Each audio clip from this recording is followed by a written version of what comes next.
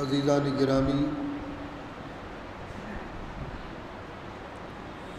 پردہ نشین میری ماں اور بہنوں،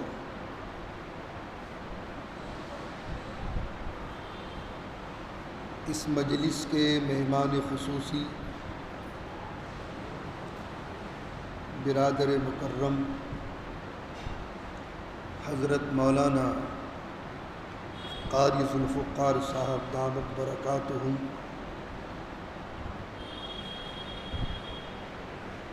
چند لمحات میں اپنے ختام میں بہت سے گوشوں پر آپ نے توجہ مبذول فرمائی۔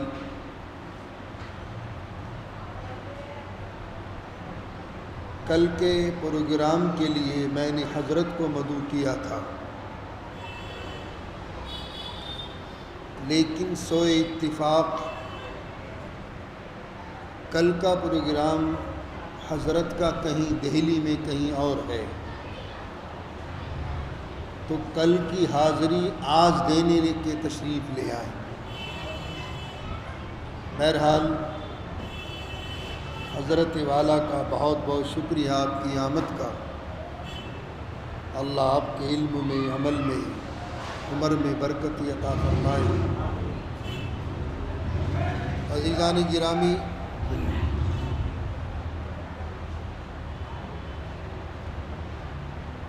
اب تک تو سیرت النبی کے وہ گوشے آپ حضرات کے سامنے آ رہے تھے جو نبی بننے سے پہلے اور بالاستیاب مسلسل وہ تمام گوشے بزم سیرت النبی میں ان کی تفصیلات آپ حضرات کے سامنے آ رہی تھی۔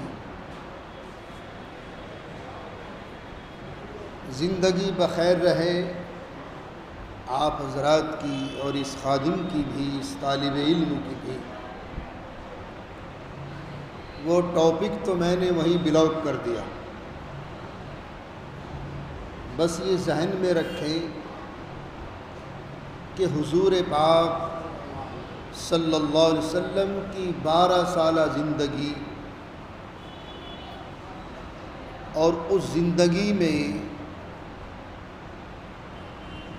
ہمیں اور آپ کو کیا دیا،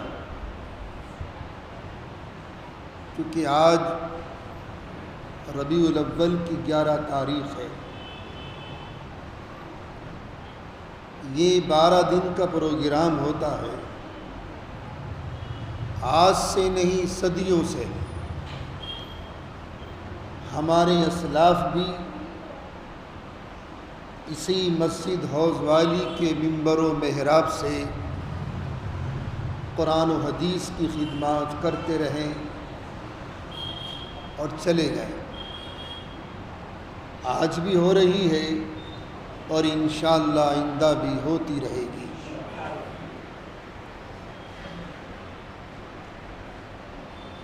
بزم سیرت النبی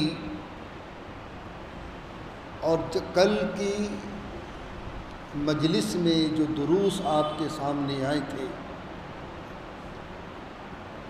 کہ جاہلیت کی تمام برائیوں سے اللہ نے ہمارے نبی کی نگہداشت فرمائی، حفاظت کی ہے،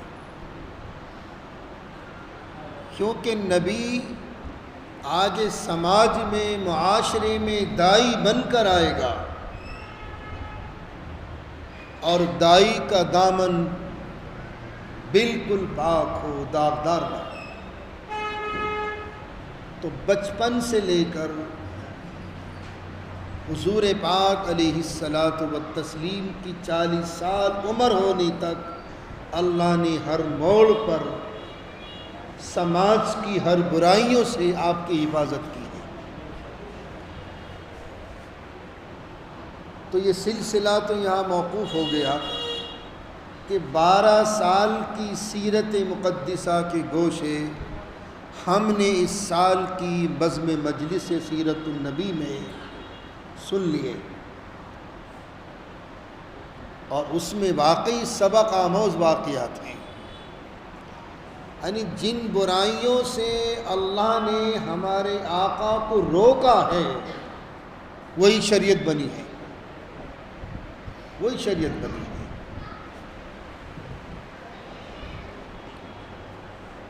دوسرا موضوع ہے شب معراج تاریخ کے آئینے میں۔ میں نے اس سال اس کے 2 پارٹ کیے ہیں، پارٹ 1 پارٹ 2۔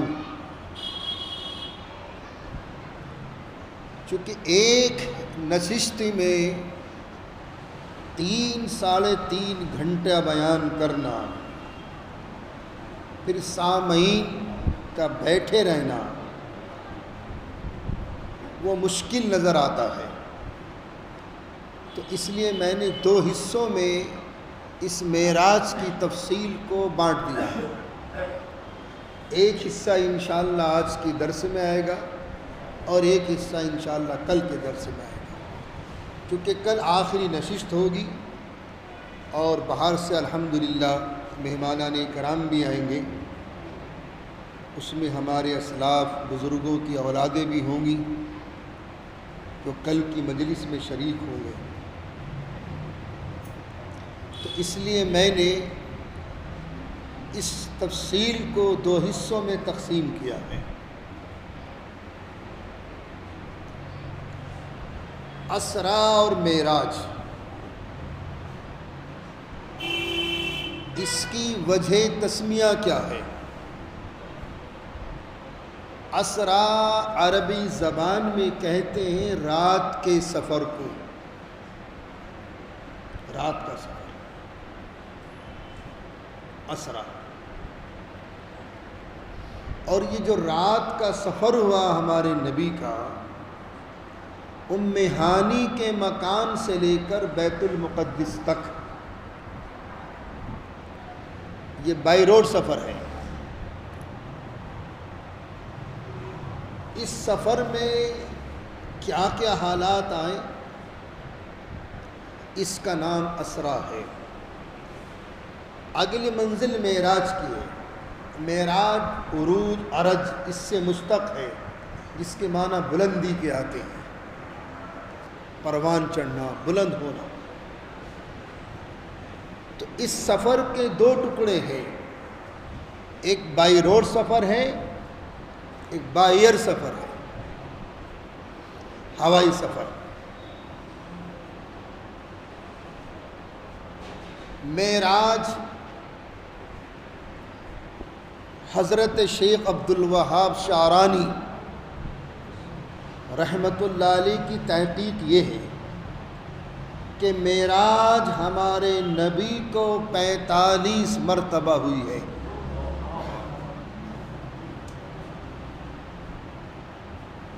45 مرتبہ، 45۔ لیکن 44 معراجیں روحانی ہیں، عالم نوم، عالم خواب میں، عالم خواب میں 44 معراجیں۔ حالت بیداری میں اور اسی جسم اطہر کے ساتھ، یعنی جاگنے کے عالم میں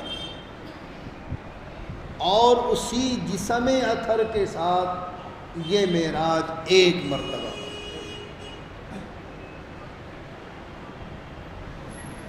طائف کی تمام صعوبتوں کو برداشت کر کے، مکی زندگی کی تمام صعوبتوں کو برداشت کر کے، آپ نے بھی اور آپ کے ماننے والوں نے بھی 13 سال لٹے پٹے کٹے، لیکن ایمان کا سودا نہیں کیا۔ عقیدہ توحید پر، وحدانیت پر جو آقا نے محنت کی ہے،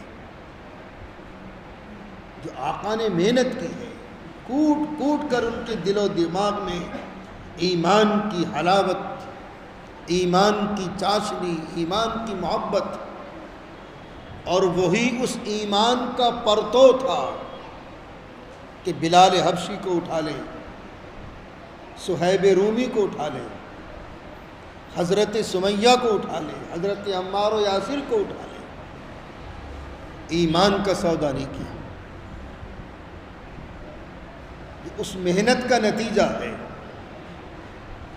اور اتنی عقیدے کی مضبوطی، پختہ عقیدہ۔ آج میں نے بتایا تھا پچھلے دروس میں، گروپ ہمارے یہاں سے پیدا ہو گیا کہ ہمارے دل و دماغ سے وحدانیت کے کانسیپٹ ہی کو نکالنا چاہتے ہیں۔ اصل بنیاد تو عقیدہ توحید ہے، اللہ کو ایک ماننا، اللہ اکیلا ہے، اکیلا، اکیلے کا کوئی ایک کا ثانی تو ہے دوسرا، دوسرے کا ثانی تیسرا، تیسرے کا ثانی چوتھا، اکیلے کا کوئی ثانی نہیں ہے۔ اللہ اکیلا ہے، وہ اکیلا ہے، اس کا کوئی دوست نہیں، اس کا کوئی ہم پلہ نہیں، کوئی اس کا ہمسر نہیں۔ اللہ الصمد، وہ نرادھار ہے، بے نیاز ہے۔ تو اس عقیدہ توحید کو بھی ہمارے دل و دماغ سے نکالنے کی بڑی گندی سازشیں رچی جا رہی ہے۔ اس لیے میں بار بار کہتا ہوں، عمل ہو یا نہ ہو، ایمان کو بچا لے جاؤ، کبھی ایمان کا سودا مت کر دینا بس، ورنہ بڑی بڑی سازشیں رچی جا رہی ہیں۔ اور کس کس روپ میں، کس کس روپ میں؟ جبرائیل کے چھوٹے بھائی بھی بن کر آ رہا ہے آپ کے سامنے، کس کس روپ میں؟ اور میاں یہ قوم تو ایسی ہے، یہ قوم تو ایسی ہے کہ ہمیں کچھ پتہ نہیں چلتا کہ ہوا کیا، ورنہ تو آج کے دور میں امام بخاری جیسی شخصیت پہ بھی لوگ اعتراض کر بیٹھتے ہیں، ان پر بھی اعتراض کر بیٹھتے ہیں۔ اعتراض نہیں بلکہ ان کی مخالفت میں لوگوں نے کتابیں لکھ دی اور چھپ گئی، مارکیٹ میں موجود ہے۔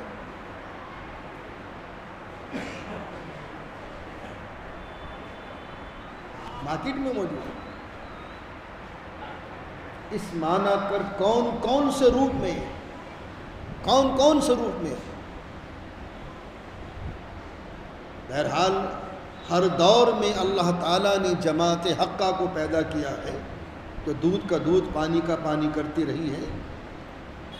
اللہ بھلا کرے، جارڈن والوں کا بہت بڑی کانفرنس ہوئی تھی اور اس پہ روک لگا دی، اس کتاب پر بین لگا دیا جو امام بخاری کی مخالفت میں لکھی گئی تھی۔ بہرحال معراج الگ چیز ہے، اسراء الگ ہے۔ اسراء کے معنی ہے رات کا سفر۔ اس سفر سے پہلے وہی شق صدر، اوپن ہارٹ سرجری، اصحاب سیر نے تین مرتبہ تو نبی بننے سے پہلے آپ کا شق صدر ہوا ہے، سینے کو چاک کیا گیا، اور چوتھی مرتبہ عین معراج کی رات میں، یہ چوتھی مرتبہ۔ 3 مرتبہ نبی بننے سے پہلے آپ کے سینہ مبارکہ کو چاک کیا گیا، اور کون کون سے علوم اور حکمت کی تختیاں اللہ نے آپ کے قلب میں پیوست کی، وہ تو وہی جانتا ہے۔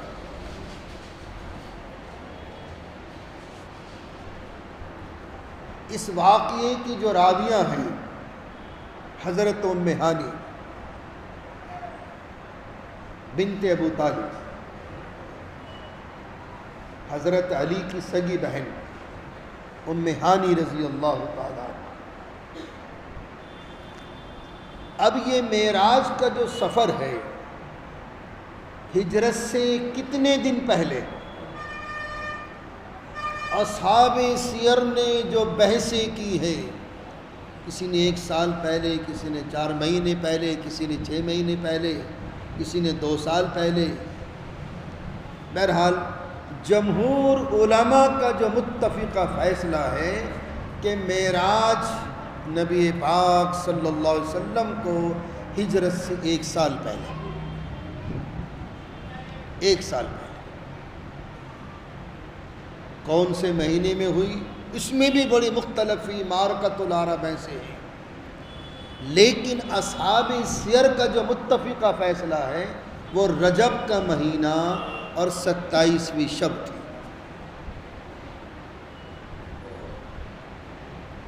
ہمارے یہاں کچھ شہروں میں، کچھ گاؤں گوٹوں میں، کچھ قصبات میں اس رات میں مسجدوں کو چراغاں کیا جاتا ہے اور بڑی دھوم دھام کے ساتھ، عبادت تو کوئی کرتا نہیں، نفلیں پڑھنی 12 مہینے پڑھو، کون منع کرتا ہے؟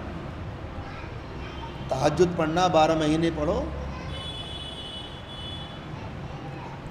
وہ رات کی جو فضیلت ہے، اس رات کی فضیلت کی نسبت ہمارے آقا سے ہے۔ ایک مرتبہ آ گئی، رجب کا مہینہ تو ہر سال آئے گا،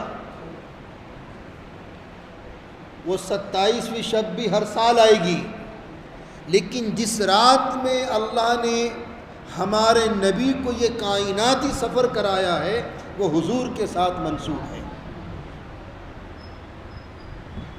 حضور کے ساتھ منسوب ہے۔ اس رات میں معراج ہوئی، آقا کی زندگی میں رجب کے مہینے آئے اور وہ 27ویں شب بھی آئی، لیکن آقا نے کسی عبادت کا کوئی اہتمام نہیں کیا اس رات میں، نہ صحابہ نے، نہ تابعین نے، نہ تبع تابعین نے۔ تو اصل میں فتنے اب کھڑے ہو رہے ہیں، اور جتنا قرب قیامت کا زمانہ قریب ہوتا چلا جائے گا، فتنے در فتنے، فتنے در فتنے، آندھیوں میں جس طریقے سے تنکے اڑتے ہیں اس طریقے سے فتنے آئیں گے۔ بہرحال وہ رات ایک عظمت والی رات ہے، لیکن وہ حضور کے ساتھ منسوب ہے۔ قیامت تک رجب کا مہینہ آئے گا، قیامت تک رجب کا مہینہ آئے گا، وہ 27ویں شب بھی آئے گی، لیکن وہ رات نہیں آ سکتی جس رات میں ہمارے پروردگار نے اپنے محبوب کو کائناتی سفر کرایا۔ وہ رات تو حضور کے ساتھ منسوب تھی۔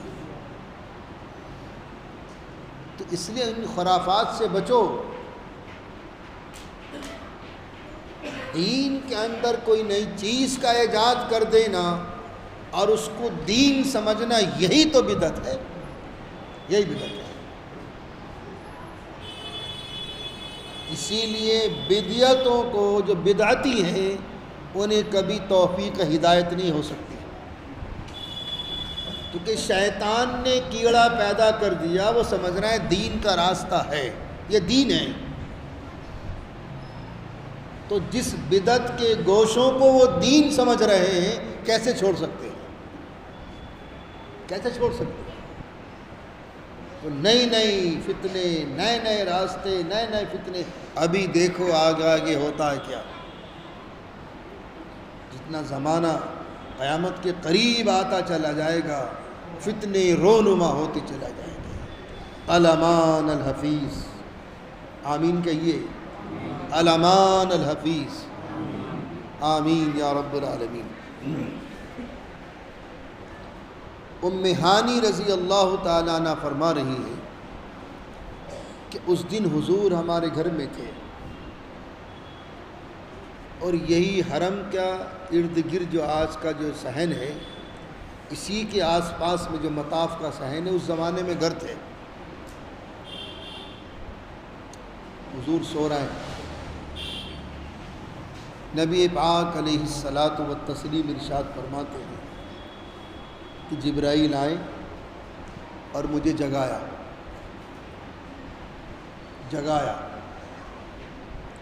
یہ معراج ہے۔ اصل میں آج کل غیروں کو تو کیا کہیے، اپنوں کو بھی شک ہے۔ میاں دیکھیے،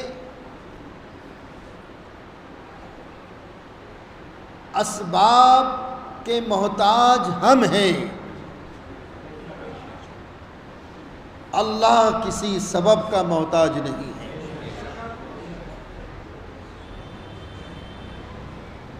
اللہ کسی سبب کا محتاج نہیں ہے۔ اسباب تو ہمارے لیے ہیں،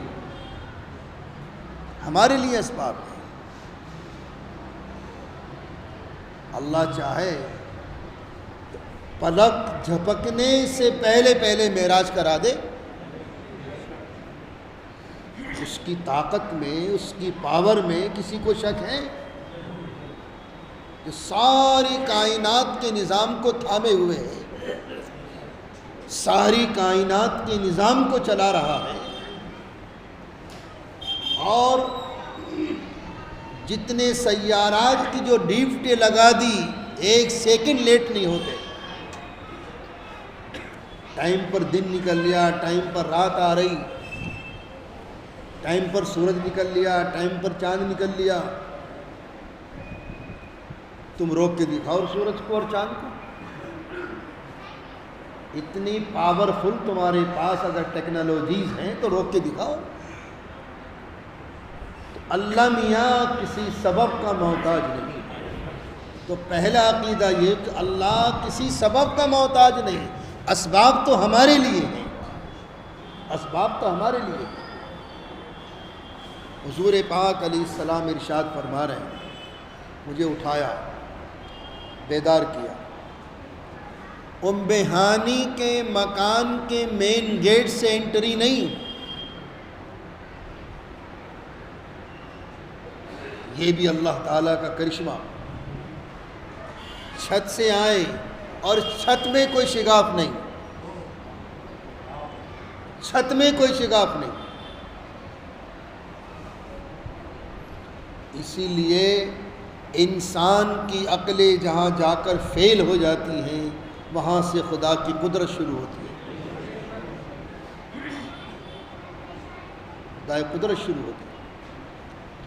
جبرائیل آئے، مجھے اٹھایا، میکائیل بھی ساتھ ہیں، جگایا،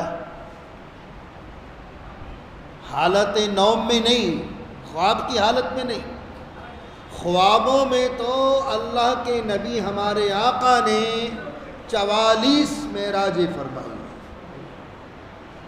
حالت خواب میں، جسمانی اور حالت بیداری میں ایک معراج ہے۔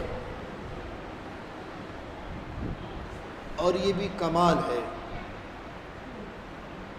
اس معراج کا جو انتہائی سفر ہے، سفر کا جو منتہا ہے وہ عرش ہے، عرش ہے۔ اس کا مطلب یہ ہے کہ نبیوں کے سارے کمالات، رسولوں کے سارے کمالات، شریعتوں کے سارے کمالات، دین کے سارے کمالات، یہ تکمیل ہو رہی حضور کی معراج پر، یہ حضور کے معراج پر تکمیل ہے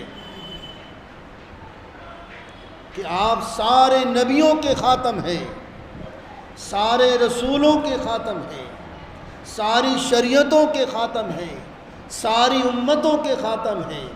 اس لیے آپ کا یہاں آنے کا مطلب یہ ہے کہ آپ ان تمام کمالات میں سب سے اعلیٰ اور افضل ہیں، سارے کمالات آپ کی ذات تک پہنچ کر پورے ہوتے ہیں، سارے کمالات۔ تو معراج میں بلانے کا بھی فلسفہ موجود ہے، اللہ رب العزت والجلال کے یہاں حتیم میں لائے، ام ہانی کے مکان سے اٹھایا حضور کو، حتیم میں لائے۔ یہ حتیم جو چاند نما دیوار ہے، یہ بھی خانہ کعبے کا اندرونی حصہ ہے، اس کی تاریخ تو جب آئے گی جب قریش نے خانہ کعبہ کی تعمیر کری تھی اور چندے کا اعلان کیا تھا، اور یہ شرط لگا دی تھی بھائی پاک کمائی سے اللہ کے گھر کی تعمیر ہونی ہے، 1 روپیہ بھی کوئی ناجائز کمائی کا نہ ہو۔ وہ پیسے ختم ہو گئے تھے، پیسے ختم ہو گئے تھے، تو اس ایریے کو باہر نکل، یہ بھی خانہ کعبہ کا حصہ ہے، یعنی اس ایریے میں اگر آپ نے 2 رکعت نماز جیسے تیسے کر کے پڑھ لی، وہ جانتے ہیں سارے حاجی یہ بیٹھے کہ اس ایریے میں نماز 2 رکعت نماز نفل کیسے پڑھی جاتی ہے، یہ پریکٹیکل وے میں وہیں سمجھ میں آئے گا۔ کسی کے گردن پہ سجدہ، کسی کے کمر پہ سجدہ، کسی کے پیٹھ پہ سجدہ، کسی کے پیروں پہ، جیسے پڑھی گئی۔ یعنی اس ایریے میں نماز پڑھنے کا مطلب یہ ہے کہ آپ نے خانہ کعبہ کے اندر نماز پڑھ لی، یہ خانہ کعبہ کا ایریا ہے۔ یہاں لائے حضور پاک علیہ السلام، اور یہاں حضرت جبرائیل امی علیہ الصلاۃ والتسلیم نے بائی پاک اوپن ہارٹ سرجری کیا، یہ 4تھی مرتبہ، 3 مرتبہ نبی بننے سے پہلے، بس آخری مرتبہ ہے۔ حضور فرماتے کہ میرے یہ ہنسلی کے جو یہ گڈھا ہوتا ہے، یہاں جبرائیل نے انگلی ڈالی اور میری ناف تک لے آئیں، سینے کے دونوں پارٹ الگ، یہ پسلی الگ، یہ پسلی الگ، سینہ بالکل کھل گیا، اندر سے میرے قلب کو نکالا، حضور پاک علیہ السلام کے قلب اطہر کو نکالا۔ یہ پہلا سرجن ہے، یہ پہلا سرجن ہے۔ حضور فرما رہے ہیں نہ خون نکلا، نہ کوئی تکلیف پہنچی، نہ میرا کوئی چیک اپ ہوا، نہ بلڈ چیک کیا، نہ شوگر چیک کری، نہ بی پی چیک کیا، نہ مانیٹر لگا، کچھ نہیں، اوپن ہارٹ سرجری، قلب اطہر کو نکالا، اور حضرت میکائیل علیہ الصلاۃ والتسلیم سے ارشاد فرمایا زمزم کا پانی لاؤ۔ اس کا مطلب ہے زمزم کا پانی جنت کے پانی سے بھی افضل ہے، جنت کے پانی سے بھی افضل ہے، کیونکہ جبرائیل چاہتے تو گیلن لے آتے جنت سے ساتھ ساتھ، ان کے لیے کیا مشکل تھا، ان کے لیے کیا مشکل تھا، لیکن اللہ کا حکم یہ تھا کہ زمزم سے دھونا ہے۔ اس کا مطلب زمزم بہت پاکیزہ پانی ہے۔ میں نے بتایا تھا ایک ڈاکٹر کی ریسرچ، جرمن ڈاکٹر، میں نے خود پڑھی وہ ریسرچ، اس نے لکھا کہ جتنے دنیا میں وٹامن پھل ہیں اور ان پھلوں میں جتنے وٹامنس موجود ہیں وہ سارے زمزم کے اندر موجود ہیں۔ زمزم غذا بھی ہے، زمزم دوا بھی ہے، بلکہ پاکستان کے ایک ڈاکٹر کی ریسرچ تو یہاں تک آ گئی کہ اس زمزم کے پانی میں کینسر تک کا علاج موجود ہے، اور اللہ نے کتنوں کو شفا دے دی، کتنوں کو شفا دے دی۔ یہ ہمارے حاجی نسیم بیٹھے 2003 میں ساتھ تھے والدہ کے ساتھ، یہ خود اپنا واقعہ بتا رہے تھے کل یا پرسوں بیٹھے ہوئے کہ والدہ ویل چیئر پر تھی، تو یہ چھت پہ اکثر ان کو طواف کیا کرایا کرتے تھے، میں بھی ان کو وہیں ملتا تھا، کہ اصل میں وہ کچھ لگ گیا پیر میں، لوہا لگ گیا اس کا کوئی دوسری ویل چیئر کا، اور وہ کھال اتر گئی، اب وہاں سے نیچے آنا، پھر نیچے وہ ڈسپینسری میں جانا ایک مرحلہ تھا۔ فرمانے لگے میں زمزم کے پاس گیا اور میں نے زمزم سے اپنا پیر دھو لیا، اللہ نے اسی وقت میرے پیر کے زخم کو ٹھیک کر دیا، اسی وقت، نہ کوئی پلاسٹر کی ضرورت پڑی، نہ پٹی کی ضرورت پڑی، نہ کوئی انجیکشن کی ضرورت پڑی، نہ ٹیٹنس کا انجیکشن لگوایا، کچھ نہیں. یہ زندہ معجزہ، اس پانی کا زندہ معجزہ. تو یہ پانی غذا بھی ہے اور دوا بھی ہے. بہرحال 7 مرتبہ حضور پاک علیہ الصلاۃ والتسلیم کے قلب اطہر کو دوبارہ دھویا گیا، اور پھر آخر میں علم و حکمت کی جو تش تھی وہ حضور کے سینے میں پیک کی اور پھر سینہ بند کر دیا.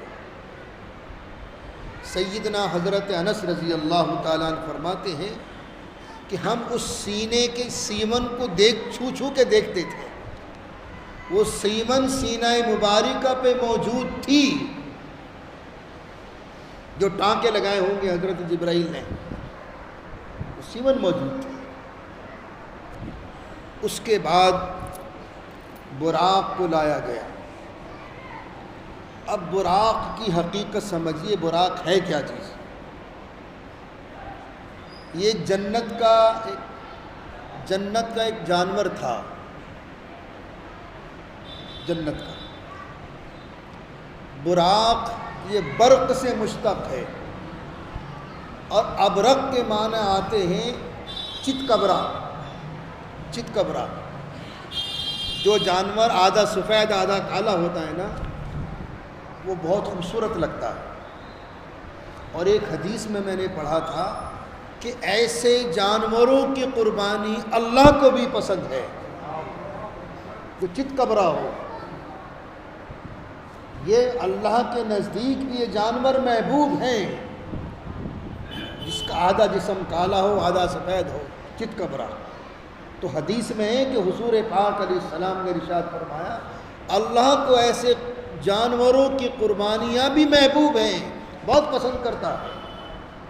تو یہ چتکبرا تھا، ابرق.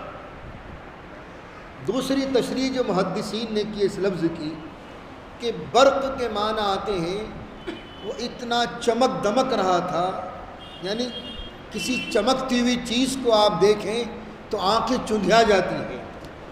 تو اتنی روشنی تھی اس جانور میں، اتنا خوبصورت تھا کہ آنکھیں اس کی طرف دیکھتے ہوئے چندھیا رہی تھی. ایسی چمک دمک تھی اس جانور میں. وہ جنت سے آیا تھا، اور جنت کی تو ہر چیز نایاب ہے، جنت کی تو ہر چیز نایاب ہے. اور تیسری تحقیق محققین نے یہ فرمائی کہ برق کے معنی آتے ہیں بجلی کے. ایک عربی قدیم ہے، ایک عربی جدید ہے. قدیم عرب کی زبان میں تو برق کہتے ہیں بجلی کو.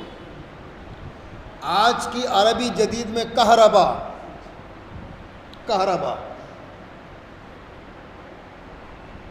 یہ کہربا آج کی جو عربی جدید ہے. قدیم عربی زبان میں برق، بجلی.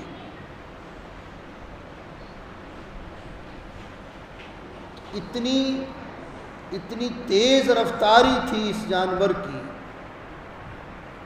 جیسے ہماری یہ بجلی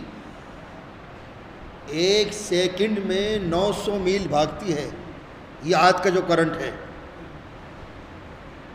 اور وہ جو اللہ کی بجلی چمکتی ہے، اس کی رفتار کا عالم کیا ہے. اور جب وہ کڑکتی ہے، خدا کی پناہ میاں بڑے بڑوں کے دل ہل جاتے ہیں. جب وہ کڑکتی ہے، اس کی رفتار کا عالم کیا ہوگا.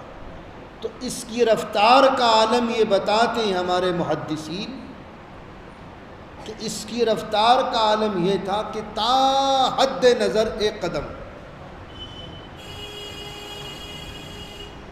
اور دوسری حدیث میں جو اس کی رفتار کا عالم بتایا ہے کہ بیت اللہ سے لے کر، کہاں سے؟ بیت اللہ شریف سے لے کر عرش تک 7 قدم تھے اس کے. 7 قدم، 7 قدم. یعنی تاحد نظر کا مطلب کیا ہے؟ ہم یہ نظر اٹھائیں گے تو آسمان دکھائی دے گا. تو زمین سے لے کے آسمان تک 1 قدم،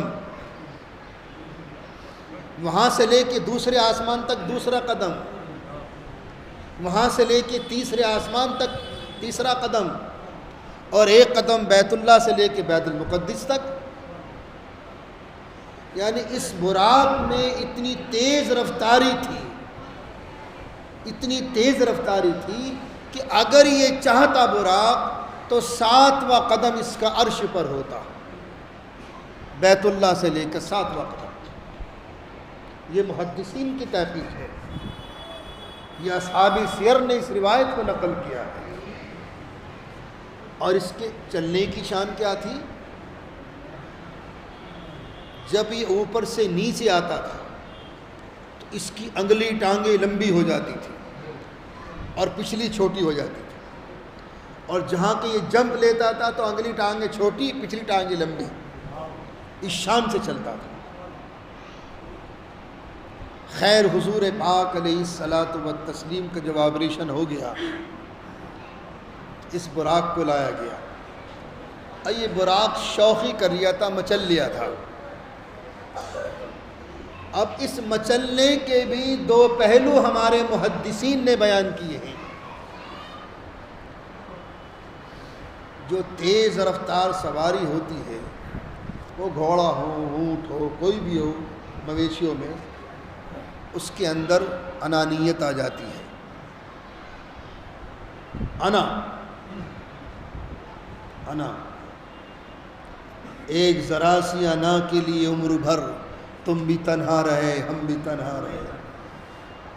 ایک ذرا سی انا کے لیے عمر بھر تم بھی تنہا رہے ہم بھی تنہا رہے. تو یہ شوخی جی تو براق میں جو مچل لیا تھا، یہ انا تو نہیں تھی. جبرائیل نے اس کو ڈانٹا، یہ شرم نہیں آتی؟ چپ کا کھڑا ہو جا. پتہ ہے تیری پیٹھ پر کون سوار ہوگا؟ فخر کائنات، فخر کائنات تیری پیٹھ پر سوار ہو گئے. تو اس براق نے فرمایا تھا، حضور مجھے بھی فخر ہے کہ اللہ نے جب سے مجھے پیدا کیا ہے، میری بھی تمنا تھی، میری بھی خواہش تھی کہ میری پیٹھ پر اگر کوئی سوار ہو تو انسانیت کا عظیم ترین شخص سوار ہو. اس لیے میں شوخی کر رہا ہوں، میں خوشی میں مچل لیا کہ یہ میرا نصیبہ ہے، یہ میرا نصیبہ ہے. جیسا کہ حضور پاک علیہ السلام کے پاس گدھا تھا، اس گدھے کی نسلوں میں ہمیشہ اس کی نسلوں میں اس کی پیٹھ پر نبی بیٹھا ہے. اور اتنا صدا دیا تھا ہمارے آقا نے اپنے اس گدھے کو کہ اگر کسی صحابی کو بلانے کی ضرورت پڑ گئی اور کوئی صحابی ملا نہیں، کوئی ملازم ملا نہیں، کوئی بلانے والا، کوئی خادم نہیں ملا، تو اسی گدھے کو بھیج دیا کرتے تھے. وہ جاتا صحابی کے گھر میں، محلے میں، گلی میں ڈھونڈتا مالتا اور اپنا سر مارتا تھا دیوار اس پہ، دروازے پہ. صحابی سمجھ جاتے تھے آقا نے بلایا ہے. یہ قاصد بھی تھا، یہ قاصد بھی تھا. لیکن جس وقت میں حضور کا وصال ہوا ہے تو پھر یہ بھی کنویں میں کود کر اس نے اپنے آپ کو فنا کر لیا تھا، کنویں میں گر گیا تھا. اب میری پیٹھ پر کسی کے بیٹھنے کا حق نہیں، چونکہ میری نسلوں میں، جو میرے آباء و اجداد کی نسلیں ہیں، میری نسلوں میں ہماری پیٹھ پر نبی بیٹھا ہے. اب آخری نبی تھی، آخری سواری تھی، تو میں جی کے کیا کروں گا؟ کنویں میں گیا اور جان دے دی. اتنا عاشق بھی تھا. تو بہرحال اس براق کو بھی اپنے اوپر فخر تھا کہ آج میری پیٹھ پر کیسی شخصیت سوار ہونے والی ہے، کتنی عظیم شخصیت سوار ہونے والی ہے. اب یہاں سے بیٹھے، جبرائیل پیچھے ہیں، آقا آگے ہیں. ایک روایت میں جبرائیل دائیں جانب، میکائیل بائیں جانب، آقا براق پر سوار. لگام آپ کے ہاتھ میں. اب یہ بائی روڈ سفر ہے حضور کا، ام ہانی کے مکان سے لے کے حتیم تک، اور یہاں سے پھر سفر ہوا ہے حضور کا. یہ پہلا سفر ہے. یہ معراج کا وہ سفر ہے جو رات کا سفر ہے، بائی روڈ سفر ہے۔ ایک مقام پر پہنچے، حضور پاک علیہ الصلاۃ والتسلیم سے ارشاد فرمایا، یا رسول اللہ یہاں اترے اور 2 رکعت نماز ادا فرمائے۔ آپ نے پڑھ لی 2 رکعت نماز شکرانے کی۔ فرمائے جبرائیل یہ کون سا مقام ہے؟ کہا یا رسول اللہ یثرب، یہ یثرب ہے، یہ یثرب ہے، یہ آپ کا وہ وطن ہے جہاں آپ ہجرت فرما کر آئیں گے، یہی آپ کا وطن ہوگا اور یہی آپ کا مدفن ہوگا۔ یہ مدینہ طیبہ کہلائے گا، یہ طیبہ کہلائے گا، یہ یثرب ہے، یہ وہ جگہ ہے۔ پھر آگے تشریف لے جائیں، فرمایا یا رسول اللہ اس جگہ بھی 2 رکعت نماز پڑھو۔ اور یہ کون سی جگہ ہے؟ کہ وادی سینا، یہ وادی سینا جہاں حضرت موسیٰ علیہ نبینا علیہ الصلاۃ والتسلیم کو منبری ملی، پیغمبری ملی تھی، پیغمبری ملی، یہ وہ جگہ ہے۔ پھر آگے تشریف لے گئے، فرمایا یا رسول اللہ یہاں بھی 2 رکعت نماز پڑھیں۔ فرمایا کون سی جگہ ہے؟ کہ یہ مدین، حضرت سیدنا شعیب علیہ نبینا علیہ الصلاۃ والتسلیم کا مسکن۔ پھر آگے تشریف لے گئے، فرمایا یا رسول اللہ یہاں بھی 2 رکعت نماز پڑھیں۔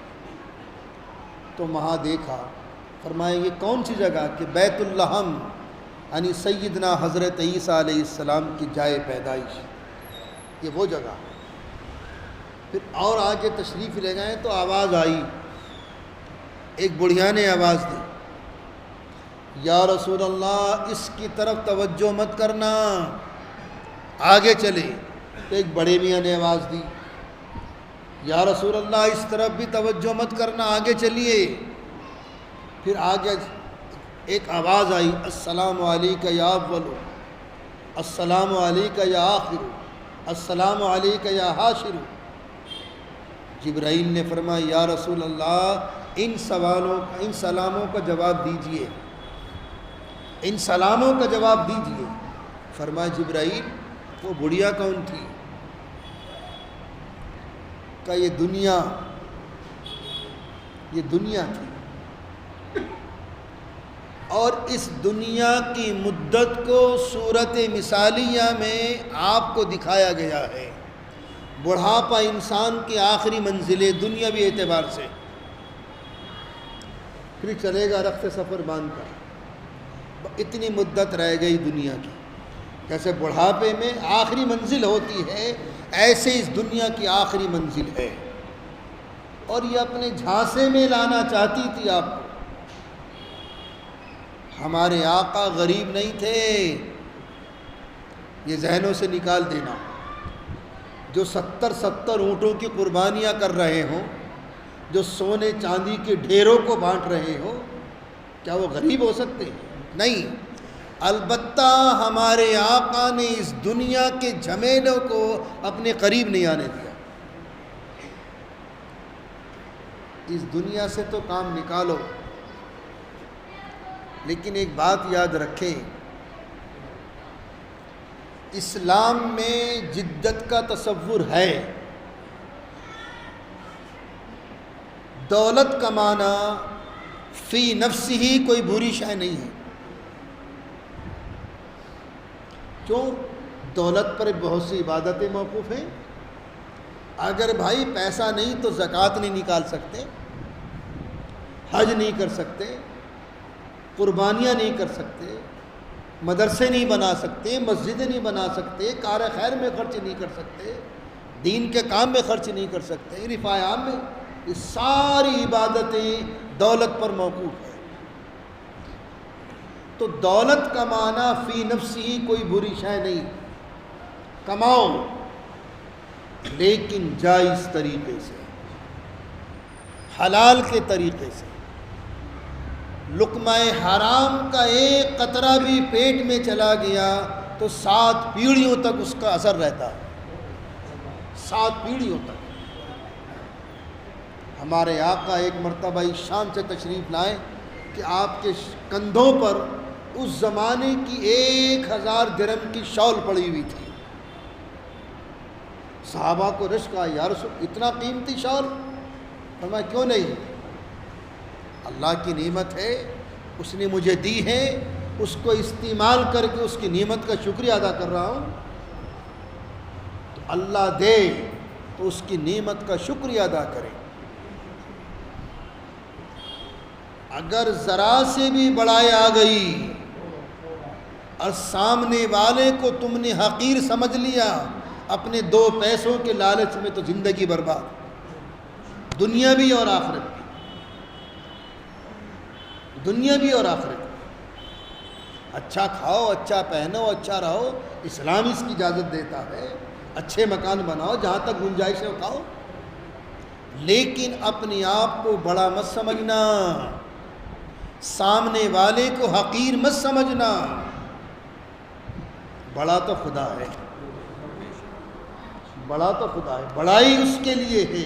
اللہ اکبر کبیرہ، بے شک تو بڑوں کا بڑا ہے، اس سے بڑا تو کوئی ہے ہی نہیں، اس سے بڑا تو کوئی ہے ہی نہیں۔ اللہ اکبر کبیرہ۔ تو بہرحال اسلام میں جدت کا تصور ہے، دولت کماؤ، محنت سے کماؤ، خون پسینے سے کماؤ، دولت کمائیے، اس دولت پر بھی بہت سی عبادتیں موقوف ہیں۔ میری تو دعا ہے کہ ہر مسلمان کھربوں پتی ہو، کھربوں پتی ہو۔ پھر دیکھو، لیکن اللہ کا نظام ہے، اس نے ایک سسٹم بنا دیا، پھر دولت کی قدر نہیں ہوتی۔ پھر زکوٰۃ کس کو دو گے؟ اللہ نے غربت بھی رکھی ہے، فقیری بھی رکھی ہے، مساکینی بھی رکھی ہے، اور یہ اہل ثروت پر ان کا احسان ہے کہ تمہاری زکوٰۃ کے مستحق موجود ہیں، لینے والے موجود ہیں، ورنہ ایک زمانہ ایسا آئے گا زکوٰۃ لیے پھرو گے، کوئی لینے والا نہیں ہوگا۔ تو یہ تو ان لوگوں کا احسان ہے اہل ثروت پر کہ تمہاری پاکیزہ کمائی کا وہ فنڈ جو اللہ کے راستے میں آپ ڈونیٹ کرتے ہو، اس کے مستحقین موجود ہیں، اس کے مستحقین موجود ہیں۔ تو نظام سسٹم ہے اللہ تعالیٰ کا۔ سارے مالدار ہوتے، جب بھی نظام سسٹم کا بیلنس ان بیلنس ہو جاتا، ڈس بیلنس ہو جاتا، سارے غریب ہوتے جب بھی کام نہ چلتا۔ اللہ کا نظام قدرت ہے تاکہ ہر شخص کو اپنی اوقات کا بھی معلوم ہو جائے اور اس کی نعمت کی قدر بھی معلوم ہو جائے، اس کی نعمت کی قدر بھی معلوم ہو جائے۔ بہرحال دولت کمائے، خوب کمائے، لیکن جائز طریقے سے۔ حضور پاک صلی اللہ علیہ وسلم نے ارشاد فرمایا، وہ بوڑھا کون تھا؟ یہ تو بڑھیا تھی۔ یا رسول اللہ وہ شیطان تھا، لیکن اللہ نے تو ہمارے نبی کے قلب اطہر کو پہلے ہی ان لوتھڑوں کو نکال کے پھینک دیا تھا، ان جھوپڑیوں کو نکال کر پھینک دیا تھا کہ جس جھوپڑی سے انسان کے جسم میں دل کے آس پاس اس کی جھوپڑی ہے شیطان کی، وہاں سے حملہ کرتا ہے، وہ نکال کے پھینک دیا۔ لیکن اللہ تعالیٰ نے ہمارے آقا کی کیسے نگہبانی کی ہے، بچپن سے لے کر آخر تک۔ پھر فرمایا جبرائیل، وہ سلام کرنے والے کون حضرات تھے؟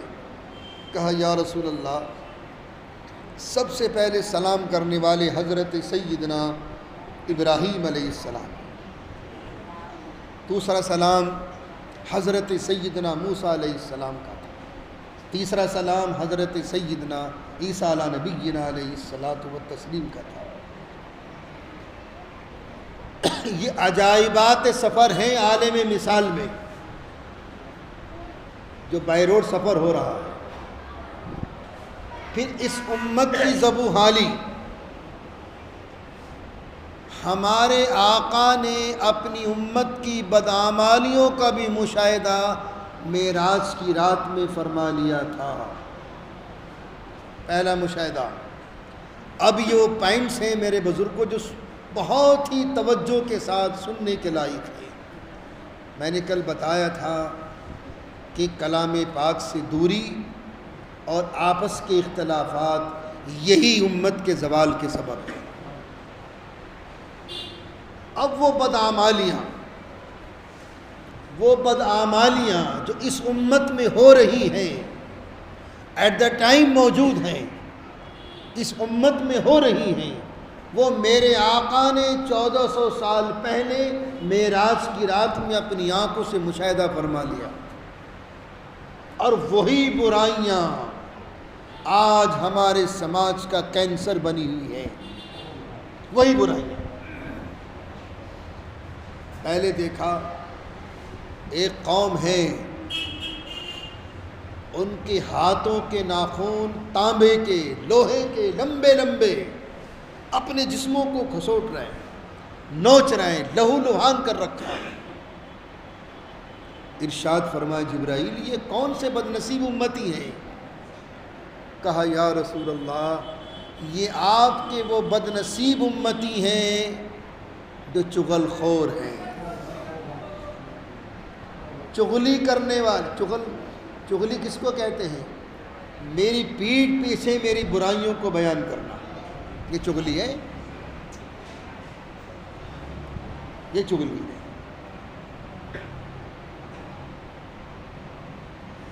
فرمایا یہ چغل خور ہیں، اور چغل خوری اتنا بڑا گناہ ہے۔ ایک حدیث پاک میں آتا ہے، یہ علماء کرام موجود ہیں، الغیبت اشد من الزنا،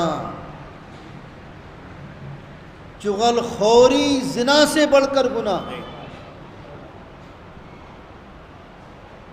اگر کسی سے غلطی سے کسی سے یہ گناہ ہو گیا زنا کا، شیطان کے ورغلانے سے، اس کے بہکانے سے، تو یہ تو حقوق اللہ ہے۔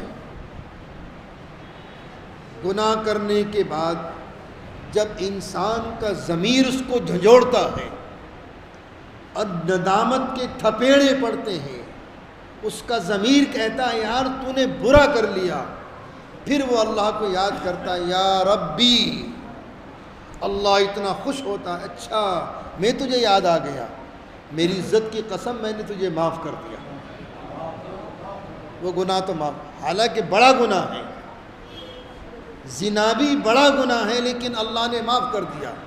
لیکن اگر ہم نے کسی کی چغلی کر دی تو قیامت کے دن بھی اللہ معاف نہیں کر سکتا، جب تک کہ وہ معاف نہ کر دے جس کی ہم نے چغلی کی ہے۔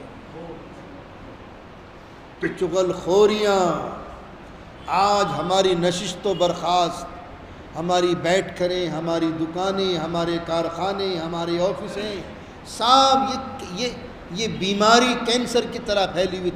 جہاں 2 آدمی اکٹھے ہوئے، 4 آدمی اکٹھے ہوئے، 2 عورتیں اکٹھی ہوئی، ایک دوسری غیبت شروع کر دی۔ غیبت، الغیبت اشد من الزنا۔ بچاؤ اپنے آپ کو، بچاؤ اپنے آپ کو۔ ایک تو ویسے ہی ظالم حکمرانوں کی مارے پڑ رہی ہمارے اوپر، چاروں طرف سے خوار ہے امت مسلمہ آج کی صدی میں۔ 57 ملک ہیں ہمارے، کہیں بھی عزت نام کی کوئی شے نہیں ہمارے لیے۔ کیوں؟ ہم زیادہ حق سے ہٹ چکے ہیں، ہم صراط مستقیم سے ہٹ چکے ہیں۔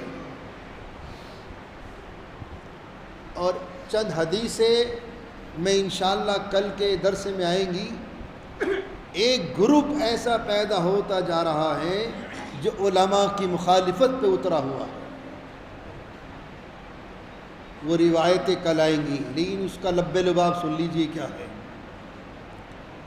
جس دور میں بھی، آج سے نہیں، امت سابقہ کو اٹھا لو، بنی اسرائیل کی تاریخ اٹھا لو، اس سے پہلے کی تاریخ اٹھا لو، اس کے بعد کی تاریخ اٹھا لو، جس دور میں بھی جس قوم نے اپنے علماء کی مخالفت کی ہے، اللہ نے اس قوم کو تل پٹ کیا، تل پٹ کیا۔ اس لیے یہ علماء ہی کی برکت ہے جو مسئلے بتانے والے آج تمہارے سامنے موجود ہیں، دین کی بات بتانے والے موجود ہیں۔ یہ مکاتب، یہ مدارس دین کے محفوظ قلعے ہیں، انہی پر نگاہ ہے آج بھی۔ ماضی کی تاریخ اٹھاؤ، اسپین کی تاریخ اٹھا لو، بغداد کی اٹھا لو، ترکی کی اٹھا لو، کیا رشیا کی اٹھاؤ۔ 70 سال تک رشیا میں اسلام دفن ہو چکا تھا، اللہ نے 70 سال کے بعد پھر اسلام کو زندہ کیا۔ آج 7-8 اسٹیٹیں ہماری ہیں وہاں، ورنہ کلام پاک گھر میں کسی کے دیکھ لیا تو قتل کرا دیا، کسی کے داڑھی دیکھ لی قتل کرا دیا، کسی کے سر پہ ٹوپی دیکھ لی قتل کرا دیا۔ یہ حال تھا رشیا کا، یہی حال تھا اسپین کا، یہی حال تھا ترکی کا۔ عطا ترک کمال نے کیا کچھ نہیں کیا، مصطفیٰ کمال پاشا نے کیا کچھ نہیں کیا۔ یہ تو اللہ بھلا کرے طیب کا، اللہ اس کو زندگی دے، یہ شیر اسلام ہے، یہ شخص یہ اس امت کا شیر اسلام ہے الحمدللہ۔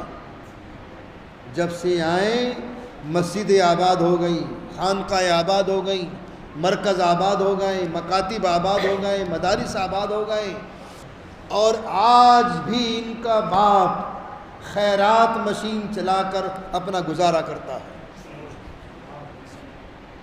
اور کہہ دیا طیب سے، بیٹا یہ میرے ملک کا پیسہ، یہ میرے اور آپ کے باپ کا نہیں ہے، یہ قوم اور ملک کا پیسہ ہے، اسی پر خرچ کر اور اپنی تنخواہ میں گزارا کر۔ آج بھی اس کا باپ۔ بہرحال تو یہ حال تھا، ترکی کا بھی یہی حال تھا۔ اس لیے ابھی حالات بڑے دیگر گوں ہیں، ہمیں سنبھلنا ہے، ہمیں سنبھلنا ہے۔ حضور پاک علیہ الصلاۃ والتسلیم نے فرمایا، جبرائیل یہ کون لوگ ہیں؟ فرمایا یا رسول اللہ، یہ آپ کی امت کے وہ لوگ ہیں جو چغل خور ہیں اور قیامت تک اسی سزا میں، اسی عذاب کے اندر مبتلا رہیں گے قیامت تک۔ یہ میرے آقا اس امت کی زبوں حالی کو، اس امت کی اپنی امت کی بدعمالیوں کا مشاہدہ معراج کی رات میں اپنی آنکھوں سے فرما رہے ہیں، اپنی آنکھوں سے۔ پھر آگے چلا تو دیکھا ایک خون کی نہر ہے، اس میں کھڑا ہوا شخص ہے، پتھر کھا رہا، پتھر مار رہے ہیں، پتھر کھا رہا۔ فرمایا جبرائیل یہ کیا ہے؟ کہ یا رسول اللہ یہ آپ کی امت کے سود خور ہیں۔ یہ فضائل اعمال میں حضرت شیخ زکریہ علیہ الرحمہ نے ایک حدیث نقل کی ہے اس میں، کہ سود کا کھانا ایسا ہے جیسا کہ اپنی ماں کے ساتھ 70 مرتبہ زنا کرنا۔ حدیث ہے، وہ حدیث ہے۔ اور ایک بات ذہن نشی فرما لیں، آج دنیا کو انگلیوں پر نچا رکھا یہودیوں نے، ساری دنیا کی اکنامک ان کے ہینڈ اوور ہے، اور کس کس راستے سے آپ کو سود کے راستے پر لا رہے ہیں، کون کون سے سبز باغ دکھا کر سود کے راستے پہ لا رہے ہیں۔ اور کہیں تو میاں سود کا نام دے دیا ہمارا حق ہے، ہمارا معاوضہ ہے، کچھ بھی کر لیں، کچھ بھی کر لیں، سود کی حقیقت کو یا سود کی حرمت کو آج تک آپ دنیا کے پیترے بدل لیں اور سود کی حلال کرنے کے لیے طرح طرح کے ہیلے بہانے بھی ڈھونڈتے رہو، لیکن آپ قرآن کریم کی حقیقت کو نہیں بدل سکتے۔ قرآن نے جو چیز حرام کر دی وہ قیامت تک حرام ہے۔ وَحَلَّ اللَّهُ الْبَيْعَ وَحَرَّمَ الرِّبَا، تجارت جائز اور سود حرام ہے قیامت تک کے لیے۔ اب تم اس سود کا کوئی سا بھی ماڈرن نام پیش کر دو، آج کے دور میں تو ہر برائی کو موڈیفائی کیا جا رہا ہے، خوبصورت حسین شکل میں آپ کے سامنے پیش کیا جا رہا ہے، ہر گناہ کو، ہر برائی کو۔ دنیا کی حقیقت تو بدل سکتے ہو، لیکن قرآن کریم کی حقیقت کو نہیں بدل سکتے۔ وَحَلَّ اللَّهُ الْبَيْعَ وَحَرَّمَ الرِّبَا، اللہ نے کاروبار کو جائز کر دیا اور سود کو قیامت تک کے لیے حرام کر دیا۔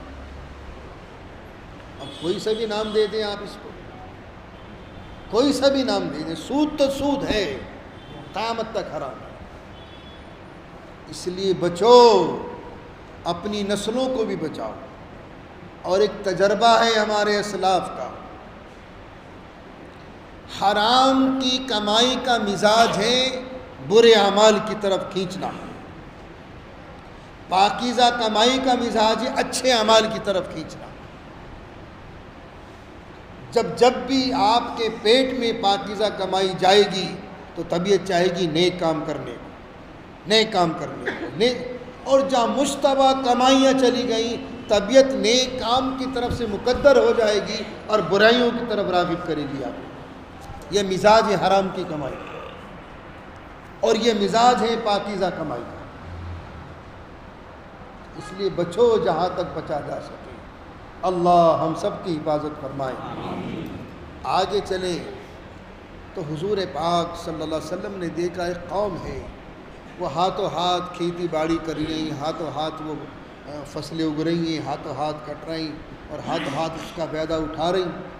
فرمایا جبرائیل یہ کون سے لوگ ہیں؟ فرمایا یا رسول اللہ یہ آپ کی امت کے مجاہدین ہیں جو اللہ کے راستے میں جان، مال، تن، من، دن سب کچھ قربان کرتے ہیں، ان کی نیکیوں کا بدلہ اللہ ہاتھوں ہاتھ دے رہا ہے، ہاتھوں ہاتھ۔ پھر آگے چلے، ایک قوم کو دیکھا کہ اس کا سر پتھر سے توڑا جا رہا ہے، کچلا جا رہا ہے۔ فرمایا جبرائیل یہ کیا ہے؟ کہ یا رسول اللہ یہ وہ ہے کہ جو جان بوجھ کر نمازوں کو چھوڑنے والے ہیں، نمازوں کو چھوڑنے والے۔ دیکھیے نماز مقدس عبادت ہے، جماعت سے چھوٹ گئی کوئی حرج نہیں، قضا مت کرو، پڑھ لو۔ اگر بدرجہ تم مجبوری کچھ نمازیں کہیں قضا ہو گئی ادا کر لو، آ کے چھوڑو نہیں۔ یہ تو نماز میرے آقا کے بھی قضا ہوئی ہیں، غزوہ خندق میں 4 ٹائم کی نمازیں قضا ہوئی ہیں حضور کی، اور ایک موقع پر تو فجر کی نماز کی رکعت بھی نکل گئی تھی۔ آپ سفر میں ہیں، یہ ساری تعلیم امت کے لیے ہیں، جو کچھ بھی حضور کی سیرت ہے تعلیم امت کے لیے۔ ایک موقع پر پڑاؤ کیا جنگل بیابان میں، فجر کا ٹائم ہو گیا، اذان دے دی۔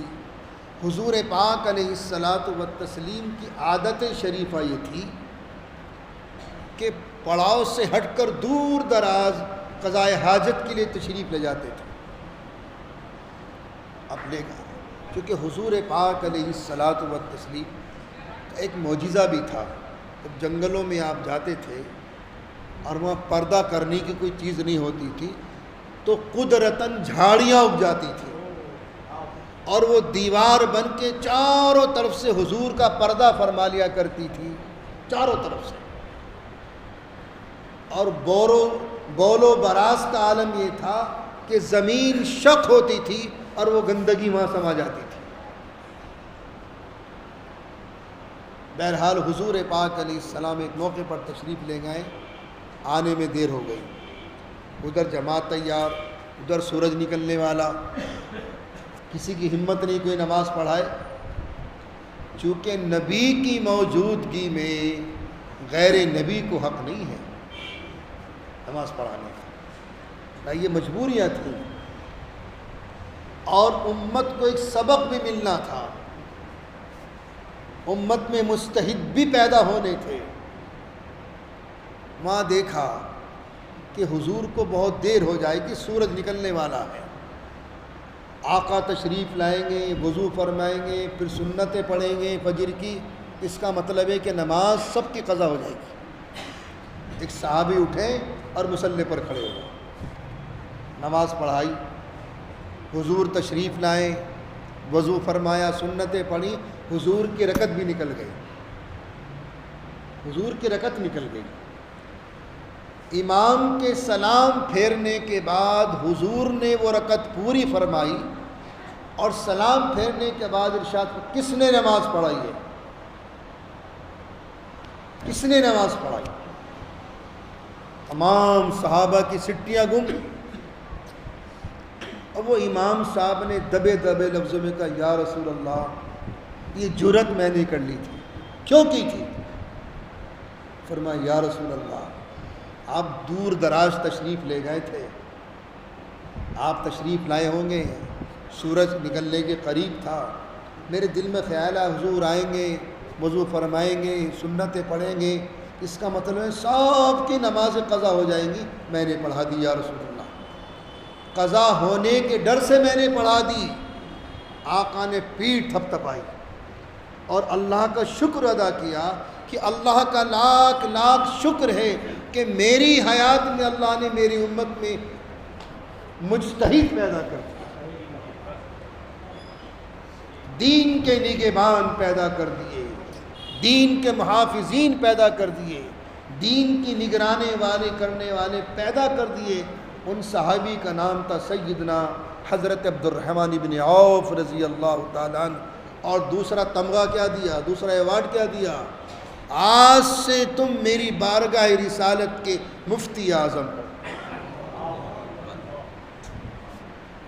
مفتی اعظم بنا دیا. جتنے فتاوے آتے تھے سب کا جواب لکھتے تھے. پھر دعا بھی دی تھی آقا نے، اے اللہ میرے عبد الرحمن کو دنیا سے بھی نواز. کیسے؟ رئیس المدینہ، مدینے کے سب سے مالدار بنے. اور کتنے مالدار بتاؤں آپ کو؟ ہمارے یہاں اگر کسی کی انگوٹھی میں ہیرے کا ٹکڑا ہوتا ہے نا، الماری پھر سیف پھر لاکر اور مخمل کی ڈبیا میں بہت دور جا کے اس کو رکھتے ہیں. یہ ہیروں کے تاجر تھے. گھر کے آنگن میں ہیروں کے ڈھیر لگے رہتے تھے. اللہ نے اتنا نوازا حضور کی دعاؤں کی برکت سے. اے اللہ میرے عبد الرحمن کو دنیا سے بھی نواز. تو نبی تو مستجاب الدعوات ہوتا ہے. نبی جس کے حق میں دعا کر دے وہ قبول، جس کے حق میں بد دعا کر دے وہ قبول. مستجاب الدعوات ہوتا ہے. اب صبح کو سر پکڑ کے بیٹھ جاتے تھے، کیا کروں اس خزانے کا، کیا کروں اس دولت کا. تو ایک پیمانہ تھا، اسے بھروایا. آپ نے نوکر سے کہا جاؤ فلاں اصحاب بدر کے گھر دیکھ آؤ، فلاں بدری صحابی کے دیکھ آؤ، اتنا فلاں بدری صحابی کے دیکھ آؤ، اتنے احد والوں کو دیکھ آؤ، اتنے خندق والوں کو دیکھ آؤ. وہ سارا خزانہ یوں لٹاتے تھے. تو آقا نے اپنی دور حیات میں اپنی رسالت کا مفتی اعظم بھی بنا دیا تھا. مفتی اعظم بھی رہے اور رئیس المدینہ بھی رہے حضرت سیدنا عبد الرحمن بن عوف رضی اللہ تعالیٰ. بہرحال پھر آگے چلیں، ایک قوم کو دیکھا کہ بالکل برہنہ اور کچھ پھٹے پھٹے چیتھڑے ان کی شرمگاہوں پر لپٹے ہوئے ہیں اور یوں گدھے کی طرح گھوم رہے ہیں، یوں گھوم رہے ہیں باولوں کی طرح۔ ارشاد فرمائے جبرائیل یہ کیا مصیبت ہے؟ کہ یا رسول اللہ یہ آپ کی امت کے وہ مالدار ہیں جو صحیح اپنی مالوں کی زکوٰۃ نہیں نکالتے تھے۔ خدا کی قسم آج جس صدی میں دیکھیں صاحب ثروت ہیں، ان میں کوئی شک نہیں، ہم میں بھی ہیں صاحب ثروت، لیکن اگر وہ مسلمان جو صاحب ثروت ہیں صحیح معنی میں زکوٰۃ نکال دے تو سماج کی غریبی ختم ہو جائے، سماج کی غریبی ختم ہو جائے۔ اور میں سمجھتا ہوں ایک بچہ اٹھائے ولی رحمانی کے نام سے، اس کی ویڈیو آج کل بڑی وائرل ہو رہی ہے، میں سمجھتا ہوں کہ آنے والے وقت میں وہ سر سید 2 ہوگا۔ اتنی بہت بڑی یونیورسٹی کی بنیاد رکھ دی اس شخص نے۔ ولی رحمانی کی آپ کیسٹ دیکھ رہے ہوں گے آپ، ویڈیو ان کی یوٹیوب پر، 6 دن میں 6 کروڑ روپیہ کر لیا اس آدمی نے اکٹھا، بہت بڑی یونیورسٹی، اور یہ حق ہے ہمارا۔ دیکھیے اس دور میں ہمارے پاس ایک ہتھیار ہے دیگر قوموں پر غالب آنے کی، علم کا ہتھیار ہے۔ علم ہوگا تو تم دنیا پہ غالب آ سکتے ہو۔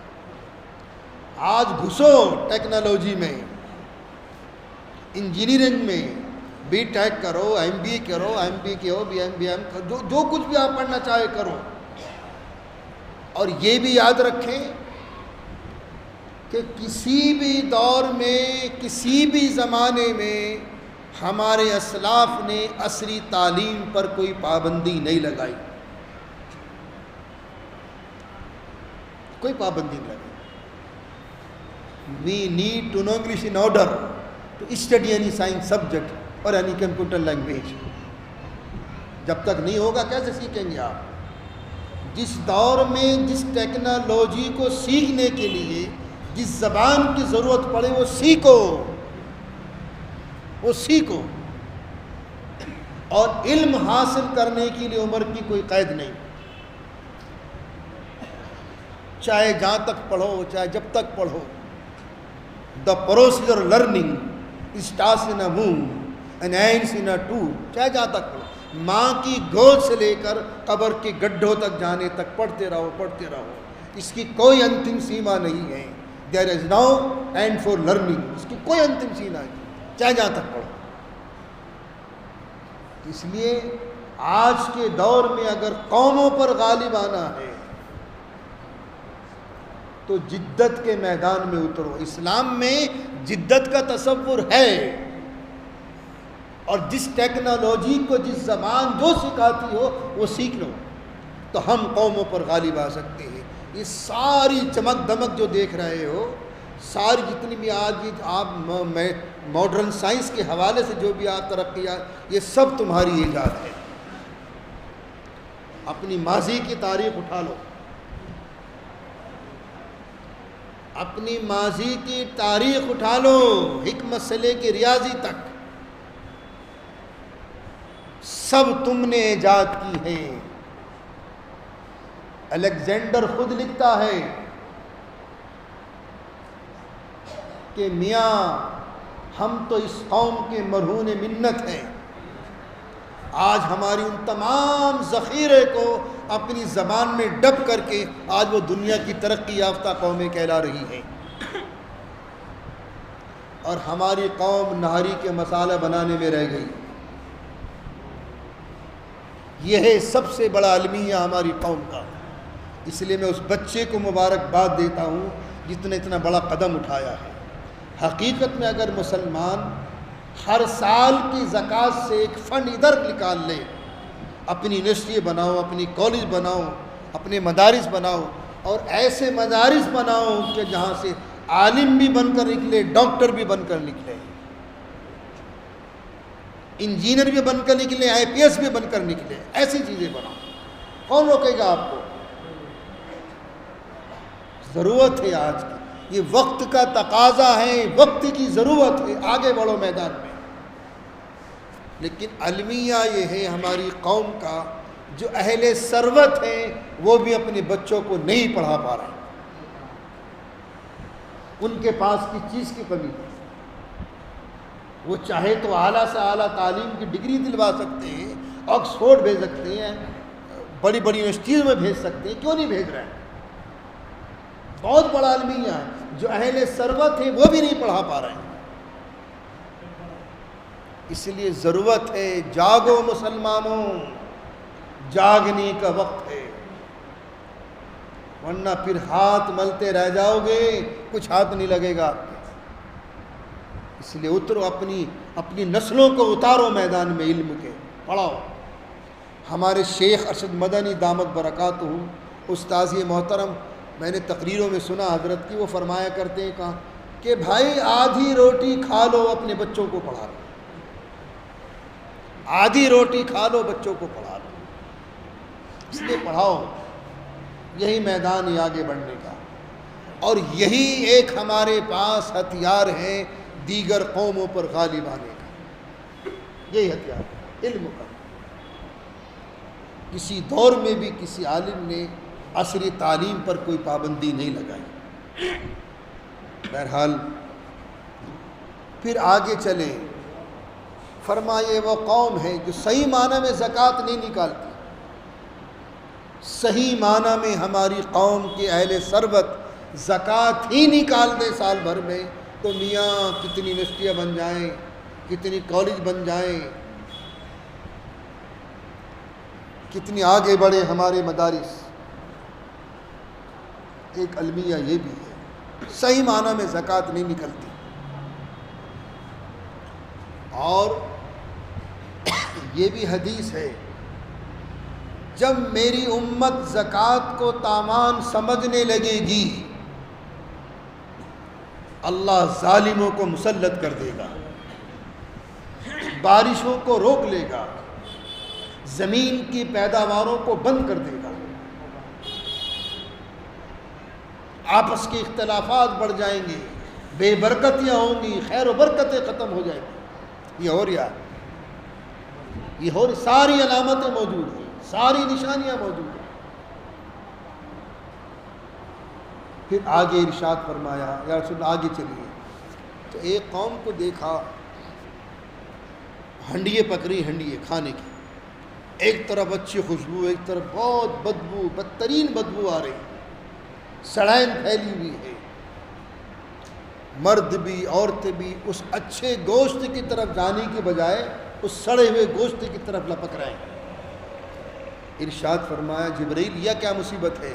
کہا یا رسول اللہ، یہ آپ کی امت کے وہ افراد ہیں، وہ مرد و زن ہیں جو اپنی منکوحہ بیویوں کو چھوڑ کر، اور بیویاں اپنے منکوحہ خاوندوں کو چھوڑ کر دوسروں کی شباسی کے لیے جاتی تھی۔ آج تو یہ سارے گناہ موڈیفائی کر دیے گئے، خوبصورت شکل میں پیش کر دیے، چینج دا ٹیسٹ کلب آ گئے آج۔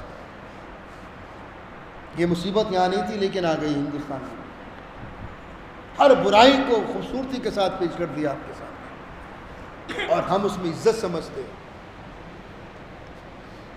یہ وہ لوگ ہیں۔ آگے ارشاد فرمایا، یا رسول اللہ یہ وہ لوگ ہیں۔ پھر دیکھا کہ ایک بڑے میاں لکڑ کی گٹھڑی اٹھا رہے ہیں، اٹھ نہیں رہی، بجائے وزن کم کرنے کے وزن بڑھا رہے ہیں۔ ارشاد فرمایا، جبرائیل یہ کون سا پاگلا ہے، یہ کون لوگ ہیں؟ کہا یا رسول اللہ یہ آپ کی امت کے امین ہیں، امانت دار، امانت تو رکھ لیتے ہیں، خیانت کرتے ہیں، خیانت کرتے ہیں۔ اب امانت کی تفصیل بھی سن لیجیے۔ ایک امانت تو یہ کہ پیسہ کوڑی رکھ دیا، روپیہ دھیلا رکھ دیا، زیور رکھ دیا، سامان رکھ دیا، گاڑی، یہ بھی امانت ہے۔